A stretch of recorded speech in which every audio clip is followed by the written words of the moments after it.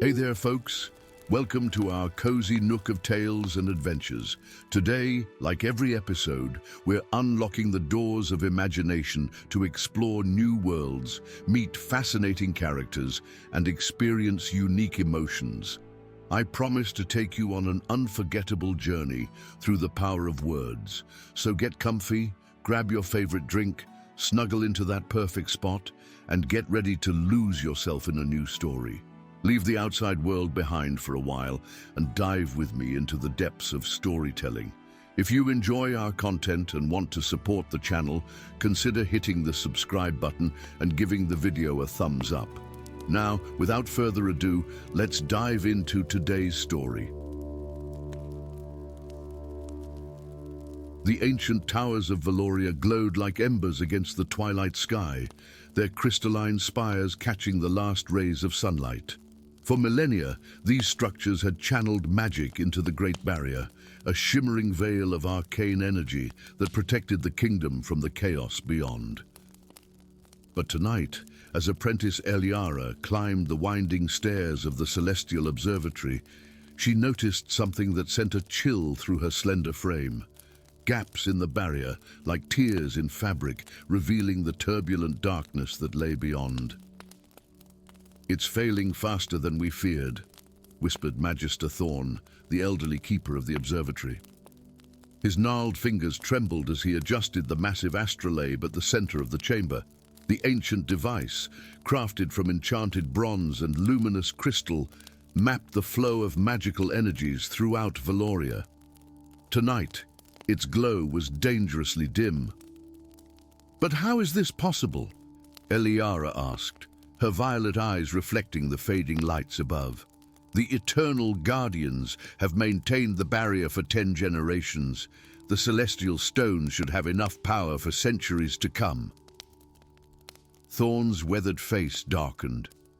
"That is what we were meant to believe." He gestured toward the astrolabe's central chamber, where a crystalline fragment pulsed with blue-white energy, the heart of the celestial stone, the source from which all barrier magic flowed. What should have been a brilliant star was now barely a flickering candle. "Someone has been siphoning its power," Thorn said, his voice barely audible. "I've tracked the energy flows. They lead to the Archmage's private sanctum." Eliara's breath caught.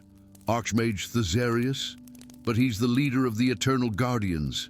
Why would he—" A thunderous crash below cut her words short. Heavy footsteps echoed up the spiral staircase. "They've come," Thorn hissed, his eyes wide with fear. "Eliara, you must take this." He wrenched the fragment from the astrolabe, wrapped it in a cloth embroidered with protective runes, and pressed it into her hands. "It's the last uncorrupted piece of the celestial stone. Without it, Thesarius cannot complete his ritual." "What ritual?" Eliara demanded, but Thorn was already pushing her toward a hidden panel in the observatory wall. "Find Kaelin," the old man whispered urgently. "The exiled sun. Only together can you awaken what sleeps beneath the crystalline mountains." The panel slid open, revealing a narrow passage. "Now go. I will delay them." Before she could protest, Eliara was thrust into darkness, the panel sliding shut behind her. Through the wall, she heard the observatory door crash open, and Thorn's defiant voice, "Archmage Thesarius, to what do I owe this unexpected honor?" "Where is she, Thorn?" The voice that responded was cold and resonant with power, the voice of the most respected mage in Valoria. "Where is the thief who stole from my sanctum?" Eliara's heart hammered against her ribs. She had never entered Thesarius's sanctum, yet he was accusing her of theft. It was a pretext, she realized with growing horror. He knew Thorn had discovered his betrayal. "I sent no one to your sanctum, Archmage," Thorn replied steadily, "but I have seen what you've done to the barrier. The council will do nothing," Thesarius interrupted. "They will believe what I tell them to believe, that you and your apprentice conspired to weaken the barrier for your own gain." Thorn's laugh was bitter. "None will believe such lies." They already do. A sickening flash of green light illuminated the cracks around the panel, followed by Thorn's agonized scream. Eliara pressed her hand to her mouth to stifle her cry. "Find the girl," Thesarius commanded someone else in the room. "She has the fragment. Without it, we cannot complete the ritual of eternal ascension when the moons align." Choking back tears, Eliara fled down the hidden passage, the wrapped fragment clutched to her chest. The tunnel sloped steeply downward, spiraling beneath the city's foundations. She had no time to mourn Thorn, not if she was to honor his final request: find Cailan, the exiled son. Everyone in Valoria knew the story of Thesarius's disgrace. His only son, a prodigiously talented mage, had been banished 5 years ago for practicing forbidden magic. Rumors placed him in the lawless borderlands near the crystalline mountains, exactly where Thorn had told her to go. The passage eventually opened onto a narrow ledge overlooking the Falls of Whispers, the sacred waters that flowed from the city's heart to the valleys below. With the barrier weakening, the usual silver glow of the falls had faded to a dull grey. In the distance, the crystalline mountains loomed like sleeping giants, their peaks catching the light of the rising twin moons. Eliara pulled the hood of her apprentice robe over her copper hair and began the treacherous descent down the cliffside path. By dawn, she had reached the forest at the valley's edge, but she dared not rest. The Archmage would have sent his elite shadowbound after her by now. Mages whose souls were partially merged with creatures of the void beyond the barrier, granting them unnatural tracking abilities. For 3 days, she traveled without stopping, surviving on forest berries and stream water, the fragment growing heavier against her chest. On the 4th day, as she approached the foothills of the crystalline mountains, she felt the unmistakable sensation of being watched. "You're either very brave or very foolish to travel these lands alone, apprentice." The voice came from above, melodic yet sharp. Eliara spun around, her hands instinctively weaving a defensive spell. Perched on a boulder was a slender man with silver-streaked black hair and eyes the color of storm clouds. Despite his ragged cloak and the scar that bisected his left cheek, his bearing was unmistakably aristocratic. "Cailan," she breathed. His eyes narrowed. "Few know that name here. Fewer still live after speaking it." With fluid grace, he leaped down from the boulder, a curved blade appearing in his hand. "What brings a guardian's apprentice so far from the comfort of Valoria's towers?" "Valoria is in danger," Eliara said, straightening her spine despite her exhaustion. "Your father betrays everything the Guardians stand for. He's draining the barrier's power for some ritual, a ritual of eternal ascension." Cailan's face hardened at the mention of his father. "And why should I care what happens to those who exiled me? Because innocent people will die when the barrier falls. Because your father murdered Magister Thorn, who gave his life so I could find you." She pulled the wrapped fragment from her robes, revealing its fading glow. "And because of this." Cailan stepped back as if struck. "A fragment of the celestial stone. So it's true then." His voice dropped to a whisper. "The prophecy." "What prophecy?" "The reason for my exile wasn't what people believe," Cailan said, sheathing his blade. "I discovered ancient texts in my father's private library, texts that spoke of a time when the barrier would fail, when the father of lies would consume the heart of the world to achieve godhood. The texts mentioned a countermeasure, the crystal dragons, beings of pure magical energy who sleep beneath the mountains." He looked up at the towering peaks. "When I confronted my father with these texts, he claimed they were heretical nonsense. The next day, I was accused of treason and banished under pain of death." Eliara felt a chill that had nothing to do with the mountain wind. "Thorn told me to find you. He said together we could awaken what sleeps beneath the mountains." It won't be easy, Kaelin warned. The crystal caverns are treacherous, and the dragons haven't awakened in 1,000 years. Some say they're merely legends. And if we do nothing... Kaelin studied her face, then glanced at the distant silhouette of Valoria, barely visible through the failing barrier. Then everything dies when my father completes his ritual. He seeks not just immortality, but ascension, to become a god by consuming the life force of an entire kingdom. Decision made, he extended his hand. The dragons are said to respond only to those who carry the celestial stone and speak the ancient tongue of creation, a language I've spent my exile studying. Eliara placed her hand in his, feeling the calluses that had replaced a scholar's smooth skin. Then we have a chance. A small one, Kaelin admitted with a grim smile. But sometimes, apprentice, a small chance is all the world needs. Above them, the twin moons began their slow convergence, their light casting long shadows across the crystalline mountains. 7 days remained until perfect alignment. 7 days to find the legendary crystal dragons and prevent Archmage Thasirius from sacrificing Valoria for his dark ascension. As they began their ascent into the glittering peaks, Eliara clutched the fragment tighter, its fading light a reminder of all that stood to be lost. Behind them, barely visible in the gathering dusk, dark shapes moved among the trees, the shadow-bound, relentless in their pursuit. The last flame of Valoria now rested in the hands of the exiled son and the apprentice who dared to challenge the master.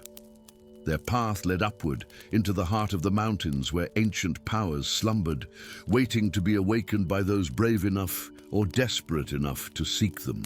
And high above, in his sanctum atop the tallest tower of Valoria, Archmage Thasirius gazed at the widening tiers in the Great Barrier and smiled, unaware that his carefully laid plans had already begun to unravel, one crystal fragment at a time. Story 2. The kingdom of Lunaris had not seen true daylight in over a century, not since the ancient pact that shrouded its lands in perpetual twilight. Yet even in this realm of eternal dusk, there were gradations of darkness, subtle variations that the inhabitants had learned to read like others, read the changing seasons. Tonight, as Prince Demon Nightshade stood at the edge of the Whispering Woods, he sensed something different in the air, a darkness deeper than the familiar umbral veil that had always embraced his homeland. The shadows seemed to move with purpose, coiling around ancient trees whose silver bark normally glowed with a faint luminescence. That inner light was dimming now, as if being devoured from within. Demon pulled his midnight blue cloak tighter around his shoulders, the silver embroidery, constellations mapped by his ancestors, catching what little ambient light remained. 5 years, he murmured, his breath visible in the chill air. 5 years of exile, and I return to find the darkness has grown teeth. His companion, an aging knight named Sir Aldrich, whose loyalty had cost him an eye during Demon's banishment, pointed toward the distant capital city of Umbrahaven. Where once the crystalline spires had pierced the darkness with their aurora-like glow, now only a sickly purple haze hung over the metropolis. It began 3 moons past, Your Highness, Aldrich said, his remaining eye reflecting the dim starlight. After your brother's coronation as the Shadow King. The court mages call it the Deepening. Common folk have a simpler name for it, the Devouring. Demon studied the distant city, his sharp features hardened by years of wilderness living. The proud jaw and high cheekbones that marked him as royalty were now framed by unkempt raven-black hair streaked with premature silver. His eyes, the same iridescent violet that all Nightshade rulers inherited, narrowed. And what exactly is being devoured, old friend? Light, hope, the very soul of Lunaris itself. Aldrich gestured to the path ahead. The villages will pass through. You won't recognize them. People changed, Your Highness. not just in spirit, but in form. Those who spend too long in the deeper shadows, they transform. As if summoned by his words, a chorus of howls erupted from the forest beyond, not the familiar calls of the silver wolves that had always inhabited these woods, but something altogether more chilling. The sounds were almost words, twisted syllables that clawed at the mind. "Shadow servants," Aldrich whispered, his hand moving to his sword hilt. Once they were ordinary people. Demon's heart grew heavy. He had returned, hoping to reconcile with his brother, to make amends for their bitter feud over succession rights. Instead, he found a kingdom sliding into abyssal darkness. "We must reach Umbra Haven," he decided. "I must speak with Malachi before it's too late." The journey through the Whispering Woods revealed the true extent of the corruption. Villages that once thrived in the gentle twilight now stood silent, their windows boarded, protective sigils carved into doorways. The few inhabitants who remained moved quickly, eyes downcast, speaking in hushed tones. Some bore physical changes, elongated fingers that tapered into claws, eyes that reflected light like a predator's, skin marbled with patterns that seemed to shift when viewed directly. In the third village, as they sought shelter for the day's rest, for in Lunaris it was safer to travel during the official night hours, when the faint stars offered some illumination, they encountered the first real sign of resistance. The inn at the village center had been converted into a sanctuary. Runes of warding glowed faintly along its walls, and within, dozens of villagers huddled around a miraculous sight. A sphere of pure, golden light hovering above an upturned palm. The palm belonged to a woman whose presence seemed incongruous with her surroundings. Where the people of Lunaris tended toward pale skin and dark hair, she was golden-skinned with hair the color of wheat at harvest. Her eyes, when they met Demon's, were the bright blue of a sky he had only seen in distant lands beyond the shroud. "A light weaver," Demon breathed, recognition dawning. He had believed their order extinct, eliminated decades ago as heretics who threatened the natural order of Lunaris. The woman closed her fingers, and the light vanished. The villagers murmured in disappointment. "Not just any light weaver," Aldrich whispered. "That's Lyra Dawnbringer, last daughter of the Solar Temple." Before Demon could approach her, a commotion erupted outside. The distinctive sound of shadow-warped voices echoed through the village, accompanied by the thunder of hoofbeats. Horses bred in darkness, their coats black as void, their eyes glowing with unnatural malice. "The King's Shadow Guard," Aldrich hissed, pulling Demon into a darkened corner. "They hunt the Lightweaver." Through a gap in the shutters, Demon watched as armored figures dismounted. Their armor, once the proud silver and blue of Lunaris, had transformed into something organic, seemingly grown rather than forged, with tendrils of darkness constantly shifting across its surface. Their leader stepped forward, voice distorted as if speaking through liquid. "By decree of Shadow King Malachi, first of his name, sovereign of the eternal night, surrender the heretic Lyra Dawnbringer and any who harbor her." Demon felt a presence beside him and turned to find Lyra herself, her expression resolute. "Your brother sends his hunters twice weekly now," she said without preamble, studying his face. "You have his eyes, but not his shadow. Not yet, at least. You know who I am? Prince Demon Nightshade, exiled for challenging your brother's right to the throne." Her gaze was unflinching, though I suspect the true reason ran deeper. "I questioned his interest in forbidden magics," Demon admitted. "The archives beneath the obsidian tower, texts speaking of entities beyond the shroud." Lyra nodded grimly. "The devourer of stars, an ancient being that feeds on light and life, trapped beyond the veil of reality. Your brother has made a pact with it, opening small tears in the fabric between worlds. The shadow corruption spreads from these rifts." Outside, the Shadow Guard began breaking down doors, dragging villagers into the square for questioning. Their methods were ruthless.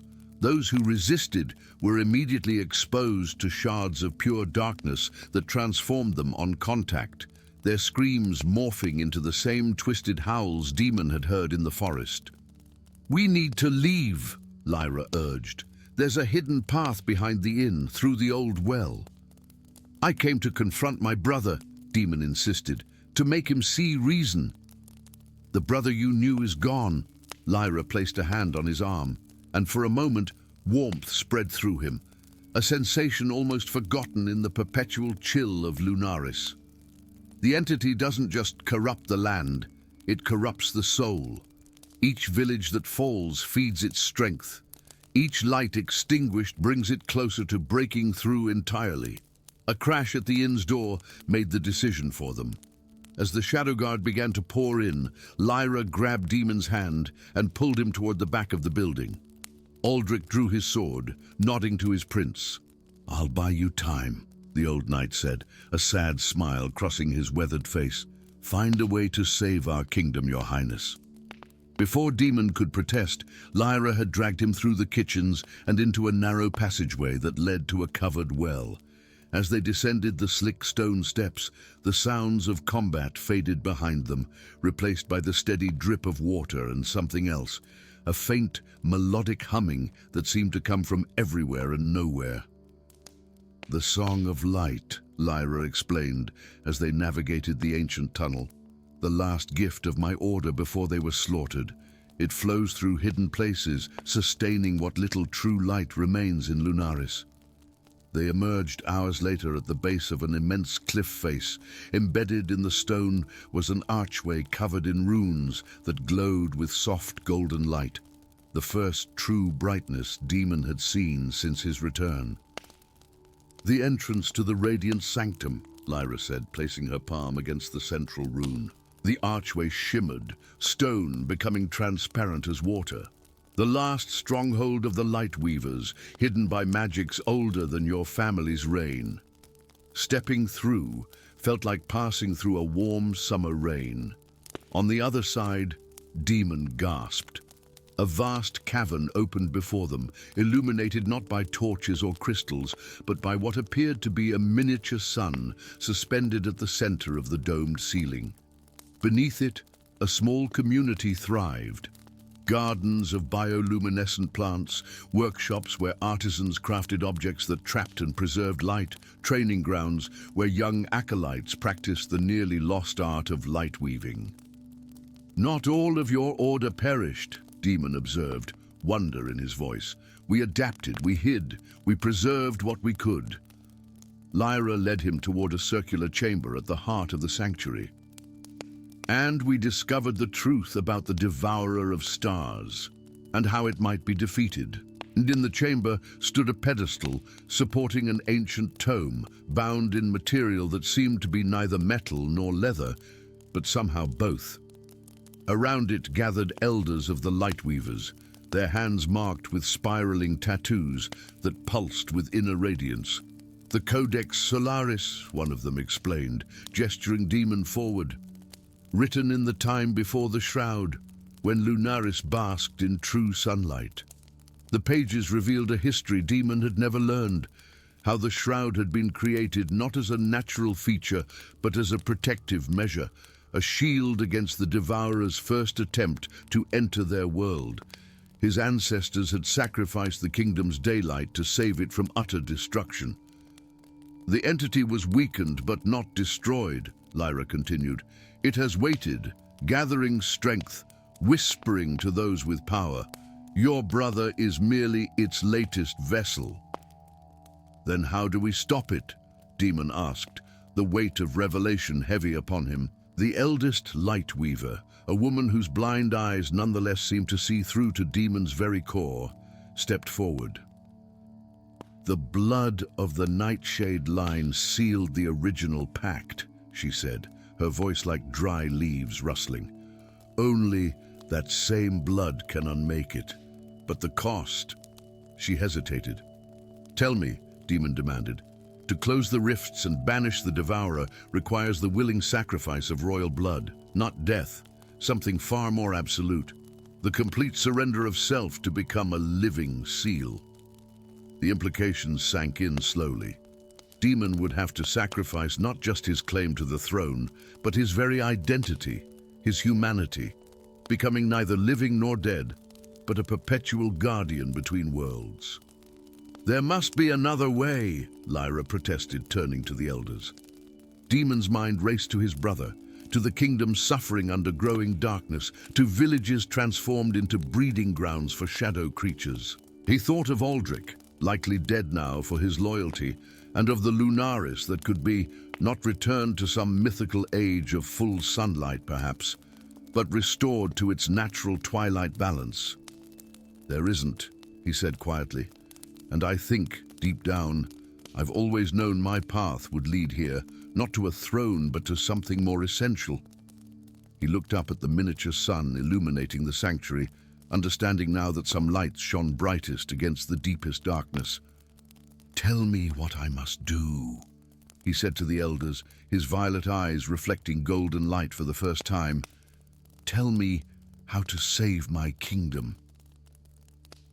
Above, in the corrupted court of Umbra Haven, the Shadow King Malachi sensed a disturbance in the growing darkness, a flicker of resistance, a spark that threatened to become a flame. And deep beneath reality, in the space between spaces, the entity known as the Devourer of Stars stirred with anticipation, unaware that its long-awaited triumph might yet transform into final defeat. Story 3. For 1,000 years, the Great Wall of Arcadia had stood inviolate against all enemies, its alabaster stones gleaming like a crown of stars upon the brow of the world.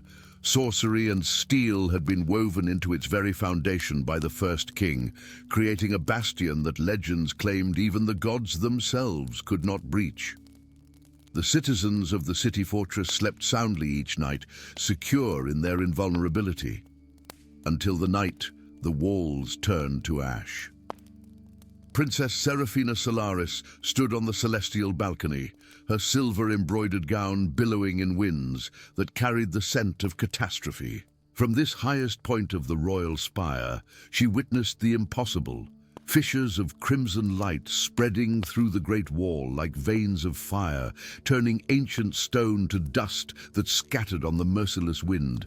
The magical barriers that had shimmered invisibly for centuries flickered and died, revealing the city to enemies who had long circled like vultures.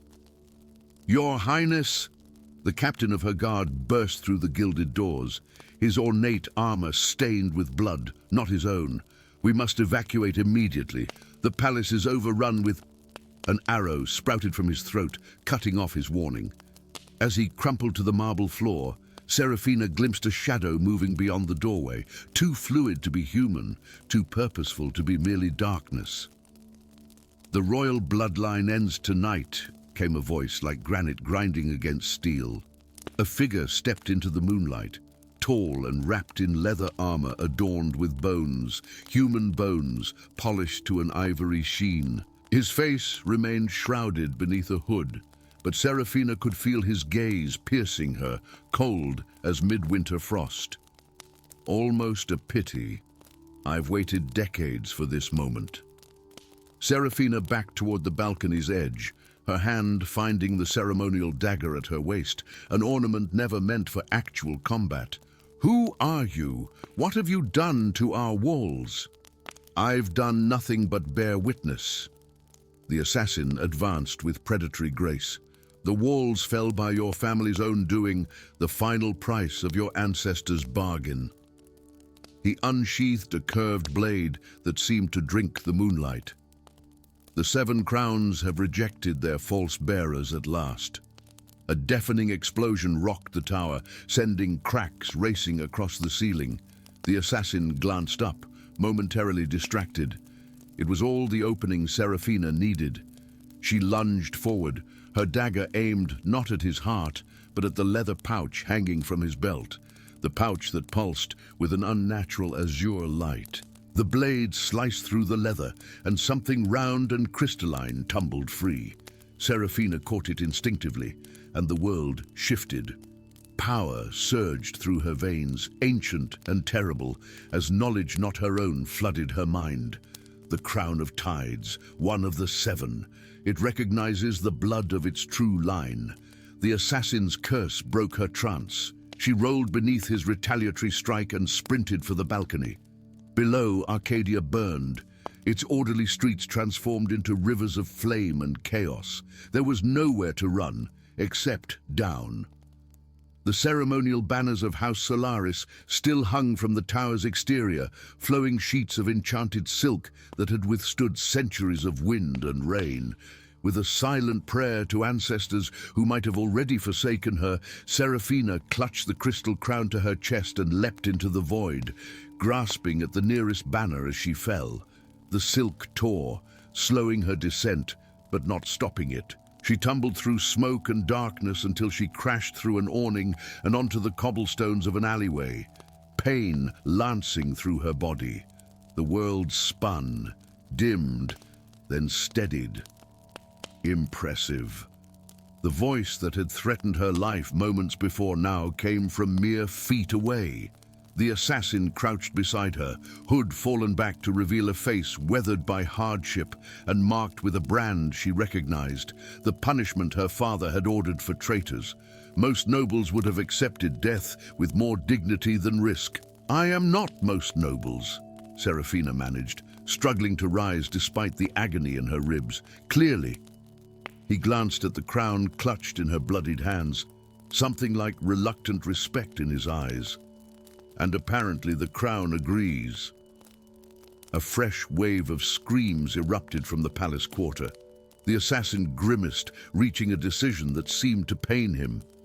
"My name is Draven Ashenmark, last son of House Tide, the house your grandfather drowned to claim that crown you hold. I came to end your line and reclaim what was stolen." He extended a calloused hand. "But it seems fate has other plans. If you wish to live beyond this night, Princess, you will have to trust the man who swore to kill you." "Why would you help me?"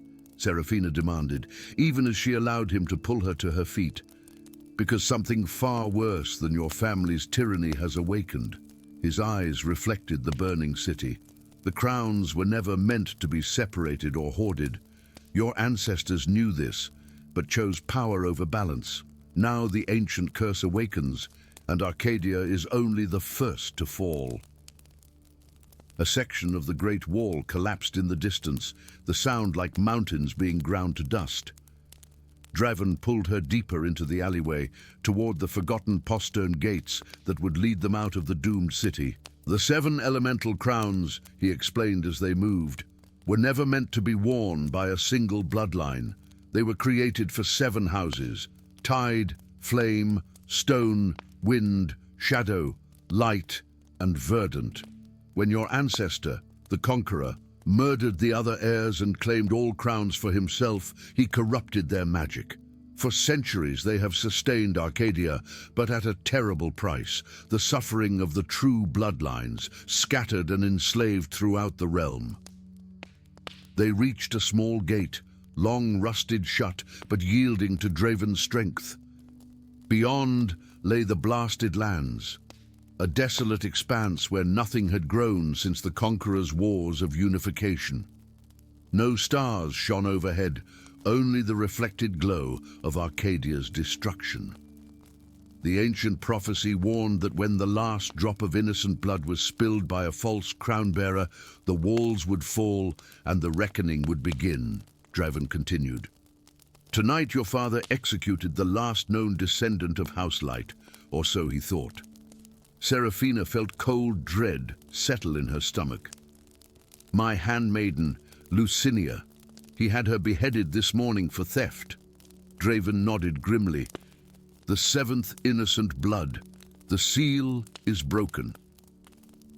They trudged into the wasteland as the sounds of destruction faded behind them. The crown of tides pulsed in Seraphina's grasp, its light illuminating their path through terrain that seemed to resist their every step, as if the earth itself resented their passage. "If what you say is true," Serafina finally broke the silence, "then all of this, my family's power, Arcadia's glory, was built on betrayal and murder." "And sustained by the same," Draven confirmed without mercy. "7 crowns, 7 bloodlines. The magic that protected Arcadia was slowly poisoned by generations of tyranny until it finally collapsed under the weight of its own corruption. Then what hope remains?" Serafina gestured back at the distant glow of her fallen home. "The crowns still exist, and so do the scattered descendants of their true bearers." Draven's eyes fixed on the horizon. "I've spent years tracking them, the last scions of the original houses, hiding among the very peoples your family conquered and enslaved." The irony was not lost on Serafina. "And you believe they would follow me? The daughter of their oppressor? Not you, the crowns." For the first time, something like hope flickered in Draven's stern features. "The Crown of Tides accepted you despite your bloodline. That means something. The old texts speak of a reconciler who would rise when Arcadia falls, one who carries the blood of the conqueror but the heart of the Seven." Dawn broke over the blasted lands, revealing what darkness had hidden. They were not alone in their exodus. Thousands of Arcadians fled across the wastes, refugees from a disaster generations in the making. "The true heirs must be found and united," Draven said.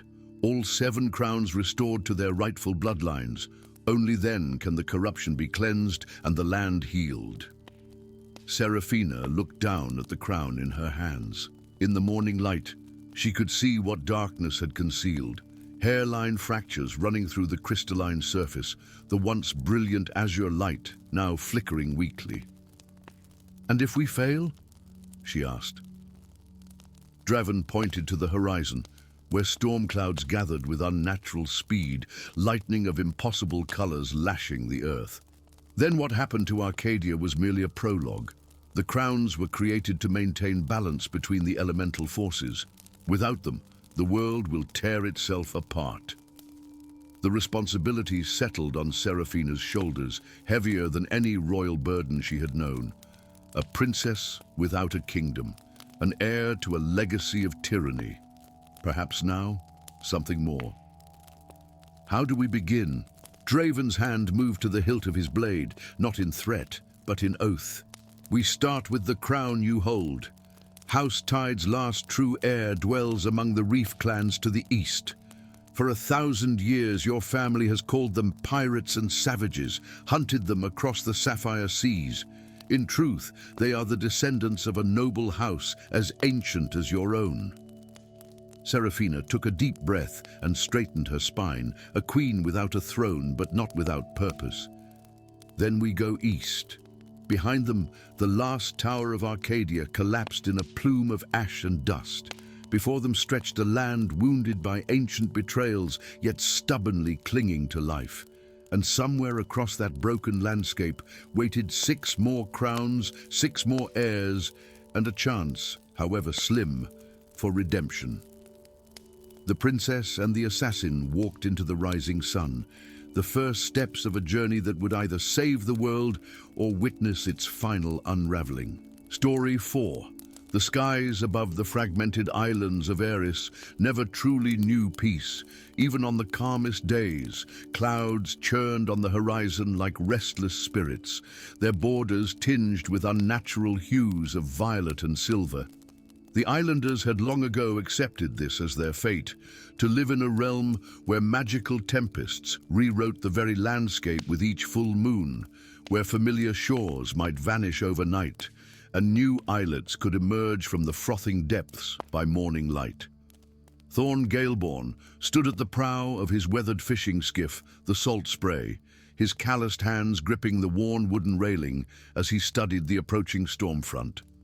Unlike the other fishermen who had already turned their vessels shoreward, seeking the relative safety of Porto Haven's enchanted harbor, Thorn lingered, mesmerized by the tempest's dance across the jade-green waters. Danger change, hungry, the words whispered at the edges of his consciousness, carried on winds that tasted of ozone and possibility. "I hear you," Thorn murmured, his voice lost to all but the approaching squall. "What are you seeking?" The response came not in words, but in sensations, a pressure behind his eyes, images of churning depths and ancient secrets stirring from slumber. This was not the first time he had heard the storms speak, but never had their voices been so clear, so urgent. A sudden gust nearly capsized the salt spray, snapping Thorn from his reverie. The storm was accelerating, defying the predictable patterns that even magical tempests typically followed. With practiced movements, he secured his meager catch and turned the vessel toward shore, but the wind now fought his every effort as if determined to drag him into the storm's maw. Porto Haven's silhouette emerged through curtains of rain, a collection of buildings constructed from salvaged shipwrecks and driftwood, their foundations anchored to the volcanic stone by elaborate runic tethers. At the harbor's entrance, the ancient Stormbreaker lighthouse pulsed with arcane energy, its crystalline beacon parting the tempest just enough to create a narrow channel of calm. Thorn navigated the treacherous passage, relief washing over him as the salt spray finally slipped into the protected waters. But as he secured his vessel to the weathered dock, the lighthouse's steady rhythm faltered, its light dimming momentarily before surging back with alarming intensity. "The eternal vortex approaches," announced Elder Wavecaller, her voice carrying across the harbor as she descended from the lighthouse's winding stair. Her sea glass necklace, a symbol of her office as Porto Haven's storm diviner, glowed with an internal light, casting eerie shadows across her weather-lined face. "This is no ordinary tempest. The magistrates have issued evacuation orders for all outer islands." Murmurs spread through the gathering crowd. The eternal vortex was a legend, a catastrophic storm said to appear once a generation to reshape the archipelago according to some inscrutable purpose. Many believed it to be mere folklore until now. "The evacuation vessels depart at dawn," the Elder continued. "Pack only what you can carry. The storm will make landfall in 3 days' time." As the crowd dispersed, Elder Wavecaller's gaze found Thorn. Her expression shifted from authoritative to something more complex. Curiosity mingled with apprehension. "You were out there longer than the others," she observed, approaching him with the deliberate gait of one accustomed to a ship's rolling deck. "What did you see, young Galeborn?"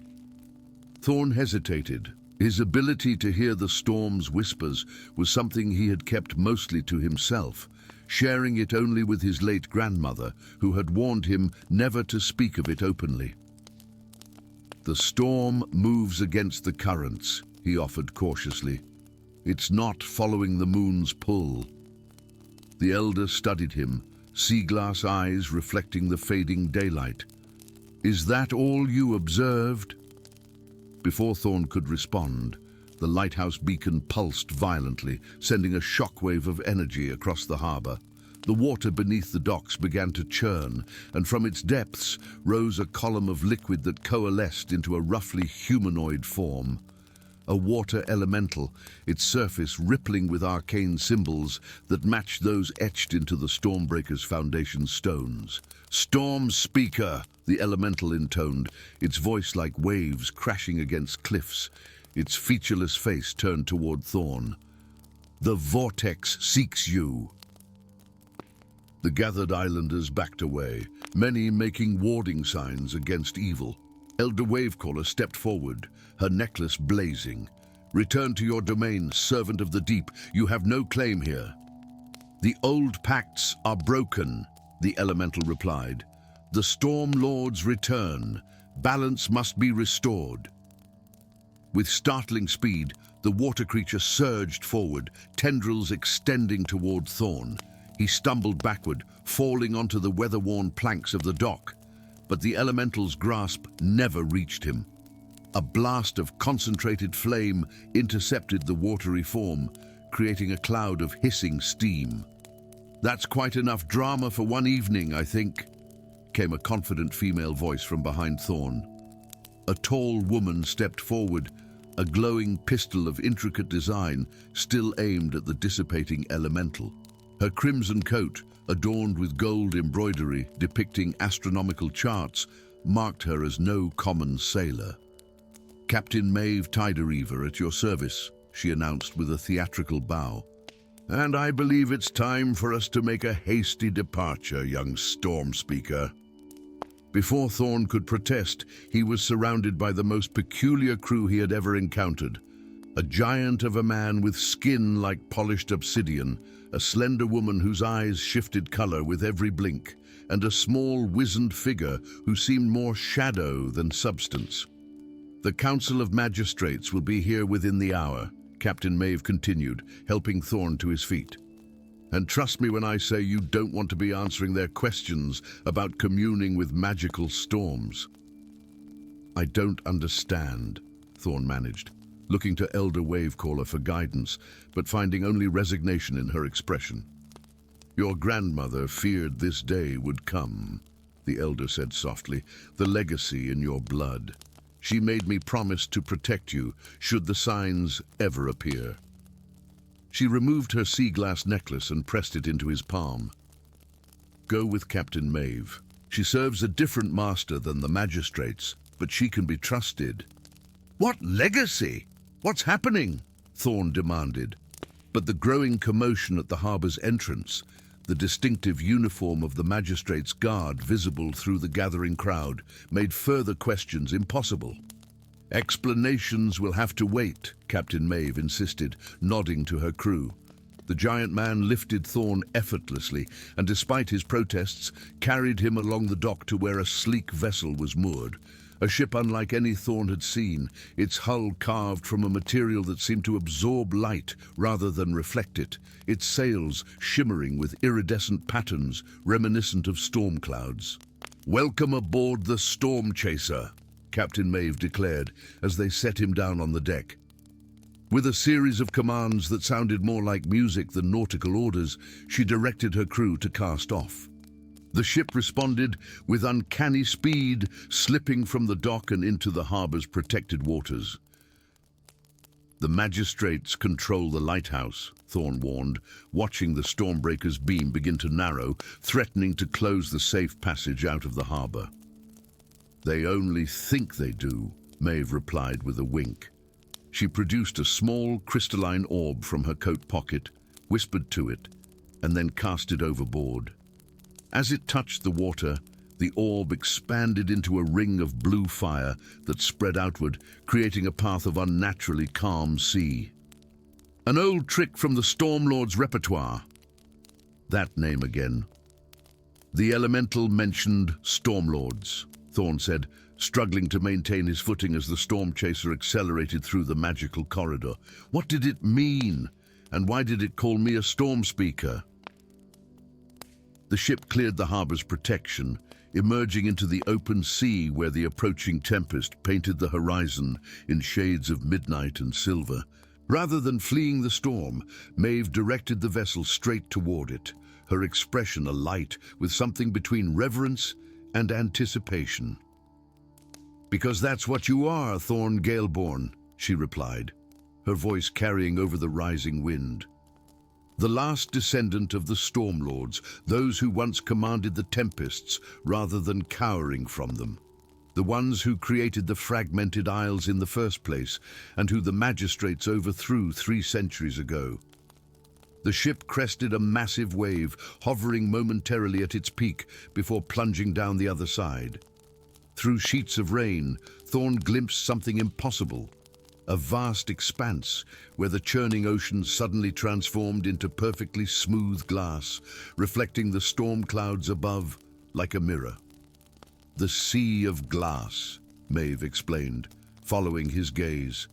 "The last legacy of your ancestors' magic and our destination, for beneath its surface lies the Trident of Oceanus, the only artifact capable of taming the eternal vortex." "You expect me to believe I'm descended from some legendary storm wizards?" Thorn challenged. though the resonance of her words with the voices he had always heard in the wind gave him pause. "That's impossible. I'm just a fisherman." "A fisherman who hears the storm speak," the captain countered. "Tell me, have you never wondered why the tempests never harm your vessel? Why you alone can predict their paths with such accuracy? Your grandmother knew, though she hoped to spare you this burden." The slender, color-shifting-eyed woman approached, extending a rolled parchment. When Thorn hesitantly accepted it, the document unfurled of its own accord, revealing a genealogical tree inscribed in luminescent ink. At its crown were names he had never heard, bearing titles like Tempest Sovereign and Hurricane Archon. At its base, connected by a winding line through dozens of generations, was his own name. "The magistrates haven't simply ruled the Fragmented Isles," Maeve continued, her expression hardening. "They've been systematically sacrificing the outer islands to the storms, channeling the released magical energy to maintain their dominion. The eternal vortex isn't a natural phenomenon. It's the accumulated consequence of centuries of magical theft and manipulation." Thorn's mind reeled with implications. "Then why does the vortex seek me?" "Because only Stormlord blood can set things right," Maeve replied. "The elemental wasn't trying to harm you. It was recognizing you. The vortex isn't just destruction incarnate. It's an attempt by the primal forces to restore balance." As if in confirmation, lightning split the sky overhead, striking the ship's highest mast. Instead of causing damage, the electricity coalesced into a crackling crown of light that cast the deck in stark illumination. Within that light, Thorn saw visions: islands sinking beneath waves, populations relocated to safer central isles, while magistrates performed rituals atop abandoned shores, harvesting the magical essence of destruction. "I still don't understand what you expect me to do," Thorn said, though deep within, something ancestral stirred in recognition. Captain Maeve smiled, the expression transforming her weather-hardened features into something almost maternal. "First, we retrieve the trident. Then you learn to do more than just listen to the storms, young Galaborn." She gestured toward the approaching maelstrom, where shapes moved within the clouds, colossal forms that seemed almost deliberate in their patterns. "You learn to speak back." The storm chaser plunged forward, crossing the boundary into the sea of glass, its reflection perfect below as above it. The eternal vortex unfurled like a vast celestial flower. And for the first time in his life, Thorn didn't just hear the storm's whispers. He understood them. They weren't harbingers of destruction, but heralds of transformation. Not enemies to be feared, but powers seeking partnership with those worthy to command them. "I hear you," he whispered again, but this time with purpose, with the growing certainty that he had been listening his entire life for precisely this moment. The sea glass necklace in his palm began to glow, responding to something awakening within his blood. The legacy of the Stormlords had returned to the Fragmented Isles of Eris, and with it, perhaps, a chance to heal what centuries of corruption had nearly destroyed. Story 5. In the vast kingdom of Kronos, where time flowed like a capricious river, swift and rushing in some places, languorous and meandering in others, the unthinkable happened. On the 7th day of the month of falling stars, every clock in the realm stopped simultaneously. From the grand astronomical chronometer that crowned the Eternal Emperor's palace, to the humble sundials in village squares, from enchanted hourglasses that measured lifespans, to the mechanical pocket watches treasured by merchants, all ceased their eternal dance at precisely 13 minutes past the 13th hour. Alaric Pendulum stood frozen in the center of the grand clockwork cathedral, his weathered hands suspended in midair above the celestial mechanism, the master clock that had regulated the flow of time in Kronos for 7 centuries. The massive gears of burnished gold and silver, normally whirring with hypnotic precision, had seized completely, as if gripped by an invisible hand. Dust motes hung suspended in the shafts of colored light that streamed through stained glass windows, depicting the time saints of old. "Impossible," Alaric whispered, his voice echoing in the unnatural stillness. As Grand Master of the Order of Clockmakers, he had maintained this sacred mechanism for 50 years, calibrating its movements to the ethereal currents of temporal magic that flowed through the realm.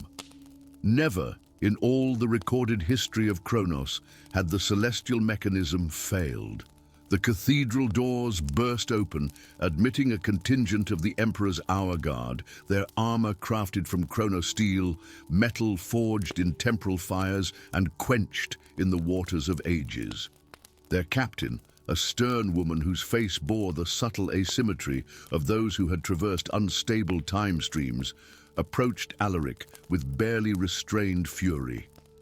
"Grand Master Pendulum," she announced, her voice cold and precise as the mechanism she protected. "By decree of His Eternal Majesty, Emperor Aeon the Undying, you are summoned to explain this catastrophe. The Emperor believes this to be sabotage, a direct attack on his immortal reign."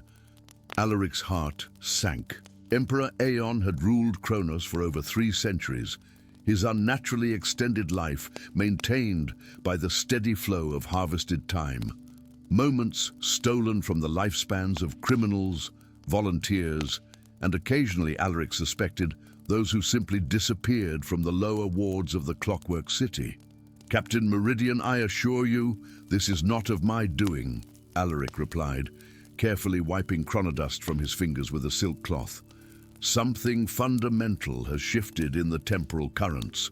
I must investigate the auxiliary clocks before—" "The Emperor doesn't request your presence, Clockmaker," Captain Meridian interrupted. "He demands it, now." The journey to the palace should have taken precisely 2 hours and 17 minutes, a measurement Alaric had calculated countless times during his regular consultations with the Emperor. Today, however, the temporal distortions were immediately apparent. Streets that stretched for miles one moment contracted to mere yards the next. Citizens moved as if wading through honey, while minutes later, the same individuals would blur with unnatural speed. By the time they reached the gleaming crystal spires of the Imperial Palace, Alaric's internal sense of time, honed through decades of chronometric practice, told him that both 15 minutes and 2 days had somehow elapsed simultaneously. The throne room of Emperor Aeon was a monument to temporal mastery. Columns of pure chronoglass spiraled toward the vaulted ceiling, each containing suspended moments extracted from historic events. The founding of Kronos, the temporal wars, the binding of the chronophages. The Emperor himself sat upon a throne constructed from the compressed essence of 1,000 years, his ageless face a mask of cold fury. "Explain yourself, Grand Master," the Emperor commanded, his voice resonating with the harmonic frequencies of stretched time. "Why have you allowed the clocks to fail when you know what this means for our realm? For me," Alaric bowed, buying precious seconds to marshal his thoughts. "Your Eternal Majesty, this failure appears to be systemic. All timepieces throughout Kronos have stopped simultaneously, something that should be theoretically impossible unless—" "Unless what?" the Emperor demanded. "Unless time itself is preparing to reset," a new voice interjected. All eyes turned to the entrance of the throne room, where a young woman stood. Her simple grey dress was unadorned, save for a brooch shaped like a cracked clock face. Yet she carried herself with the quiet confidence of one accustomed to navigating dangerous currents. "Guards!" the Emperor bellowed. "They won't move against me," the woman said calmly. "Not while we exist in this moment between moments." She turned to Alaric, her eyes, one blue as morning, one gold as evening, studying him with unnerving intensity. "You know what's happening, Grandmaster Pendulum. You've suspected it for years." Alaric felt a chill race down his spine. "Who are you?" "My name is Elara," she replied. "Some call me the girl who remembers tomorrow.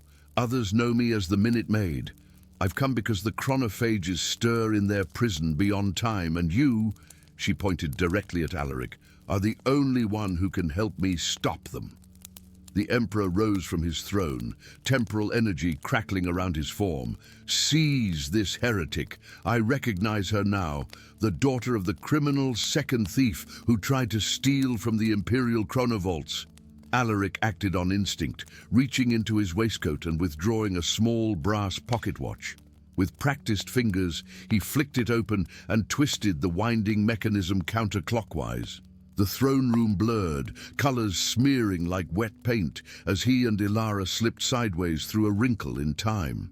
They emerged in a narrow alleyway in the lower city, where the air hung heavy with the scent of chronodust and spiced wine. Ilara steadied herself against a wall, her eyes flickering with fragments of possible futures. "A personal chrono shifter," she observed, glancing at the pocket watch still clutched in Alaric's trembling hand. "Highly illegal. Perhaps the rumors about the Grand Master having a rebellious past aren't exaggerated after all." "What's happening to time?" Alaric demanded, tucking the device away. "And how do you know about the chronophages? That information is restricted to the highest ranks of the Order and the Imperial Court." Ilara's mismatched eyes softened. "Because I remember things that haven't happened yet. Fragments of potential futures that bleed into my present." She tapped her temple, a temporal anomaly from birth, worthless for telling fortunes but excellent for recognizing patterns across timelines. She gestured to their surroundings, and for the first time Alaric noticed the strange quality of light, as if dusk and dawn occupied the same moment. "The clocks haven't just stopped, Grandmaster. They've begun to reverse. The temporal currents are pulling backward, unraveling centuries of carefully maintained order." "That should be impossible," Alaric murmured. Unless the network of clock towers isn't what everyone believes," Ilara finished. "They don't measure time. They contain it, like dams holding back a river, and now the pressure has grown too great." The revelation struck Alaric with the force of a temporal shockwave. Of course, the ancient texts he'd discovered hidden in the Order's restricted archives, speaking of the primordial chronophages, entities that existed before time was ordered, feeding on chaos and possibility. The founding of the Order of Clockmakers had never been about measuring time, but about imprisoning these entities beyond it. "The Emperor knows," Alaric realized aloud. "His immortality, it comes from siphoning the contained time that should be reinforcing the barriers." Ilara nodded grimly. "For centuries, he's been weakening the very walls that protect our reality from the chronophages. The stopping of the clocks is the final warning before collapse." A temporal tremor shook the alley, sending ripples through reality. For an instant, Alaric saw multiple versions of Ilara, a child, an old woman, a warrior, a scholar, all occupying the same space before snapping back to the present. "We need help," Alaric decided. "Someone who understands the flow of time from outside the system." "You're thinking of the second thief," Ilara said with a sad smile. "My father. The most notorious temporal criminal in Kronos? Yes. Legend says he can steal seconds from a person's life without them noticing, until they discover they've aged years in an instant." "The legends exaggerate," Ilara replied. "He doesn't steal time. He borrows and returns it, sometimes with interest. The Emperor branded him a criminal when he discovered what the Imperial Court was doing to maintain their extended lifespans." Another tremor rocked the city, longer and more violent than the first.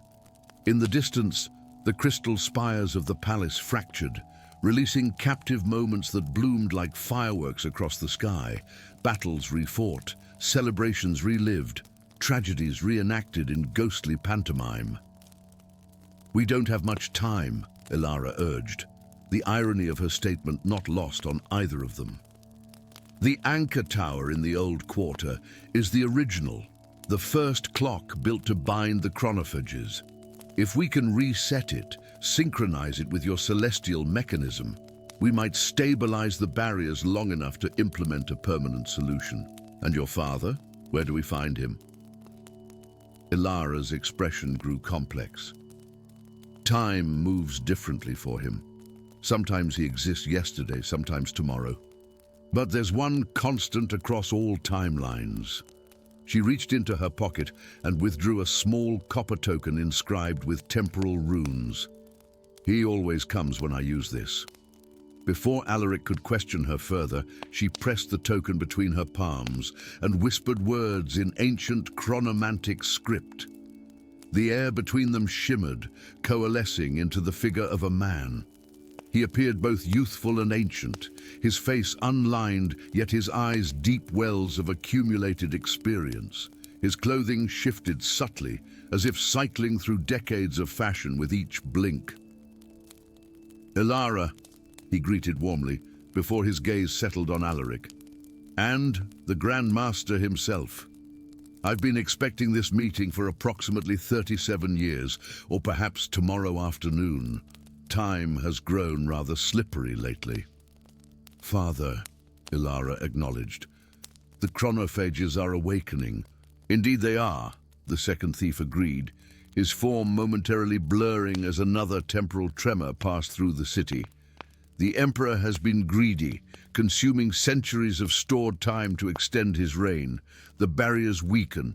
Soon they will fail entirely."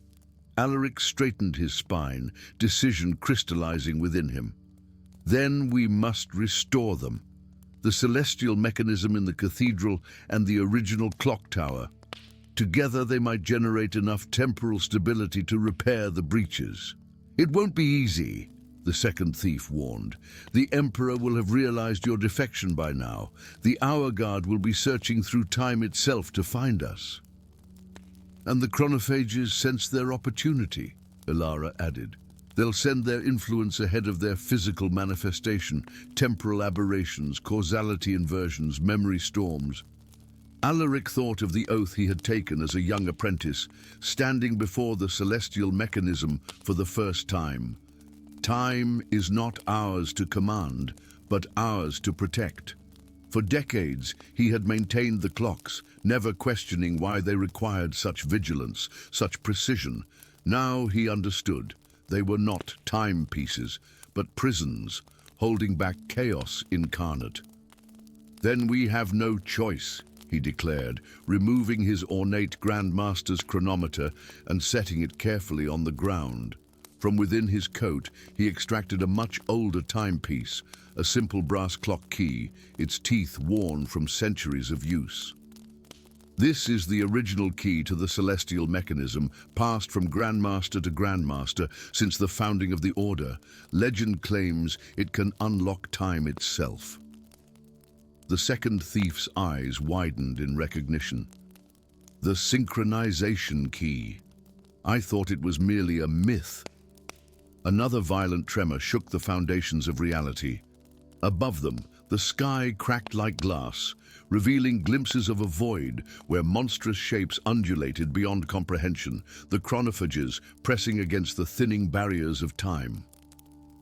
"We should go," Ilara urged, her mismatched eyes reflecting the fracturing sky. "The old quarter will be temporarily unstable. Years may pass in the span of footsteps, or seconds might stretch for miles." Alaric gripped the ancient key, feeling its weight, the responsibility of generations of clockmakers, the true purpose of his order finally revealed. "To save time," he said solemnly, "we must first set it free." As they moved through the warping streets toward the old quarter, where the original clock tower waited, temporal distortions rippled around them. Buildings aged and crumbled, then reversed to pristine newness within moments. People flickered between childhood and old age, their lives accelerating and rewinding randomly. The chronophages pushed against reality's thinning membrane, hungry for the ordered time they had been denied for millennia. And three unlikely allies, the Grand Master who maintained time, the thief who borrowed it, and the young woman who glimpsed its possible paths hurried through the fracturing city, carrying with them the key to either salvation or ultimate destruction. For in Kronos, where memories could be traded as currency and time flowed like water, the clocks had finally stopped, and what came next would determine whether time would flow again, or whether it would be devoured entirely by the ancient entities that hungered beyond its fragile barriers.